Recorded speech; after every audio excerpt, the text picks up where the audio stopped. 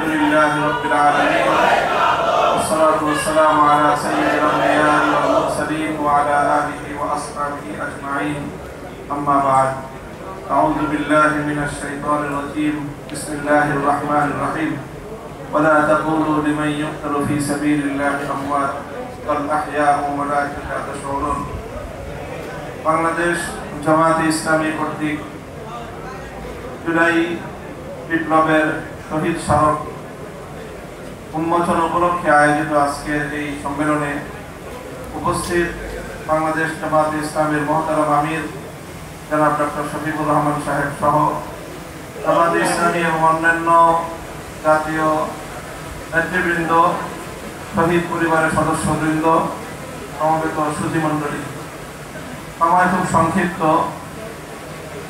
সংক্ষিপ্ত আকারে কয়েকটি কথা আমি পয়েন্ট আকারে বলছি। প্রথম, আমি বাংলাদেশ জামায়াতে ইসলামীকে অভিনন্দন জানাচ্ছি ইতিহাসের অন্যতম একটি ঋণ পরিশোধ করার জন্য।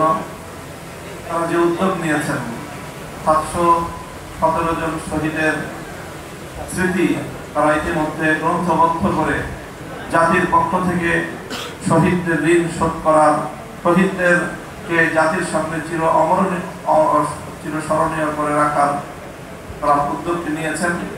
এই উদ্যোগটি চলমান। আমি আশা করব যে আমাদের কবি আব্দুল হাই শিকদার ভাই যেভাবে বললেন যে আরো 10 খণ্ড আরো বেশি হবে ইনশাল্লাহ। আমরা যেটা অথেন্টিক তথ্য পাচ্ছি যে প্রায় 2000-এর বেশি শাহাদাত বরণকারী আমাদের গৌরবোজ্জ্বল বীর শহীদান রয়েছেন। তারা যেন সকলেই এই গ্রন্থবদ্ধ হয়ে যেতে পারেন, এটাই হবে আমাদের অন্যতম একটি চ্যালেঞ্জ। আমাদের সকলের পক্ষ থেকে বাংলাদেশ জামায়াতে ইসলামী ঐতিহাসিক দায়িত্বটি পালন করায় আমি বাংলাদেশ খেলাফত মজলিস এবং আলেম সমাজের পক্ষ থেকে তাদেরকে অভিনন্দন জানাচ্ছি।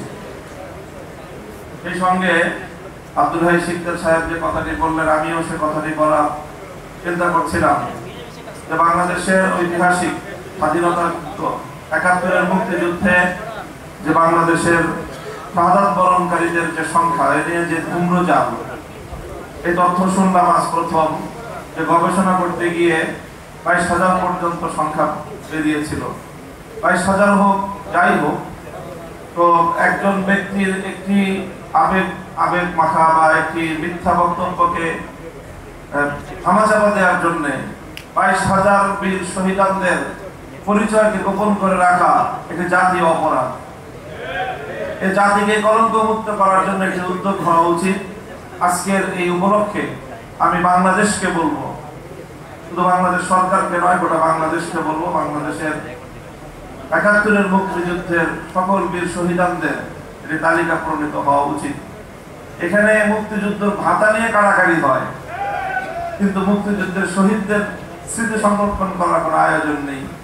এর চেয়ে জাতি হিসেবে আমাদের জন্য কলঙ্কের আর কি থাকতে পারে। আজকে 5ই আগস্ট বিপ্লবের 6 মাস পূর্তি হচ্ছে। এই উপলক্ষে নাকি পলায়ত নেত্রী তিনি বক্তব্য দিবেন। তিনি মাঝে মাঝে বক্তব্য দিতে গিয়ে বলেন যে আমার কি অপরাধ, উনি খুঁজে পান না ওনার কি অপরাধ। আমরা জানি কোরআন থেকে আল্লাহ পাক রব্বুল আলামিন যখন ইবলিসকে বিতাড়িত করেছিলেন, তো ইবলিস আল্লাহ পাক রব্বুল আলামিনের সামনে দাঁড়িয়ে এসে কথাই বলেছিল, আমার কি অপরাধ, আমি আদমকে কেন চেষ্টা করব। কাজে আদমকে চেষ্টা না করার কারণে সে বিতাড়িত হয়ে সে তার অপরাধ খুঁজে পায়নি। আপনি বাংলার 2000 দামাল সন্তানকে প্রকাশ্য নির্দেশে হত্যা করলেন, এরপরে আপনি আপনার অপরাধ খুঁজে পান না। এর চেয়ে জঘন্য অপরাধ আর কি হতে পারে। কাজে এই জন্য যদি আজকে বক্তব্য দেয়নি, তাহলে আমি আশা করব এবং আহ্বান জানাবো এমন একটা বক্তব্য দিবেন যে আপনি মাস্টার মাইন্ড হিসেবে কাকে কাকে হত্যাকাণ্ডের নির্দেশ দিয়েছিলেন। এই জুলাই আগস্ট হত্যাকাণ্ডের সকল সংশ্লিষ্ট অপরাধীদের তালিকা স্বীকারোক্তিমূলক একটি বক্তব্য আপনি দিবেন এবং সেই বক্তব্যের সূত্র ধরে আপনাদের এই 164 জাতির সামনে আপনারা করবেন। সেই স্বীকারোক্তির ভিত্তিতে আগামী দিনে বিচারের কাঠগড়ায় দাঁড় করিয়ে আপনাদের বিচার করা হবে।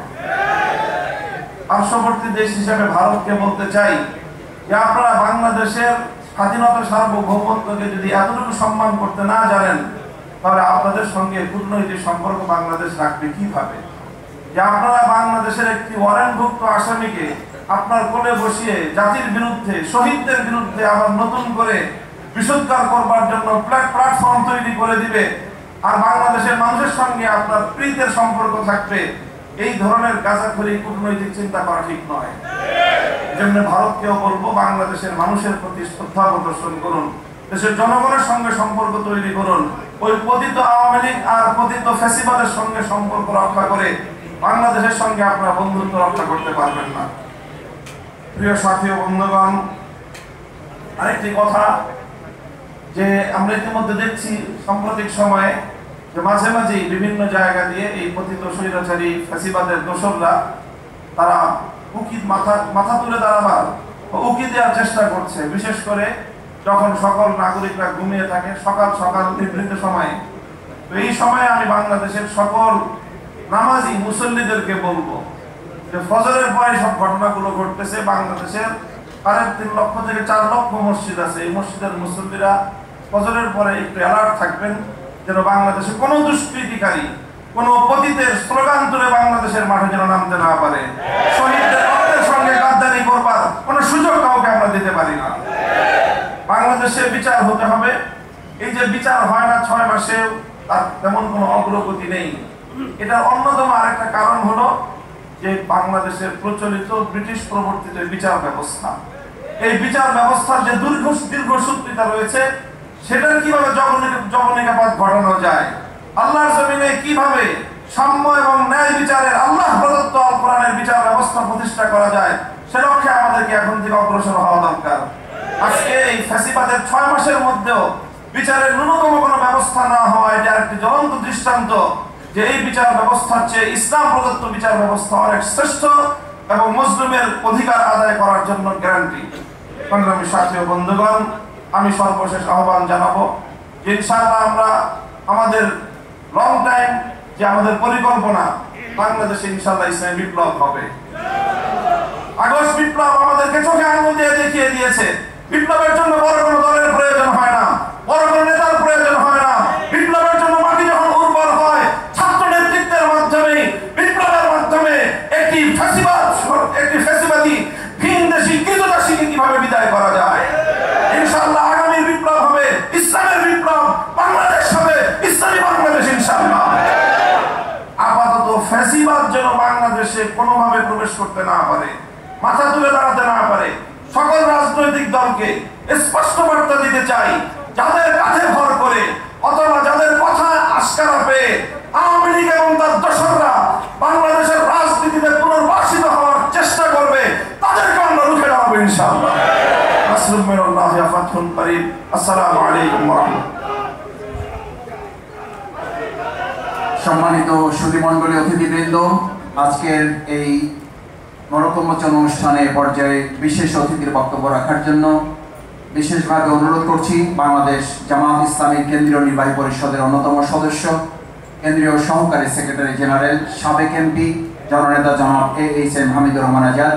আমরা আন্তরিকভাবে দুঃখ প্রকাশ করছি, আমাদের আরো অনেক অতিথিবৃন্দ ছিলেন, তাদের কথা বলতে দিতে পারলে ভালো হতো।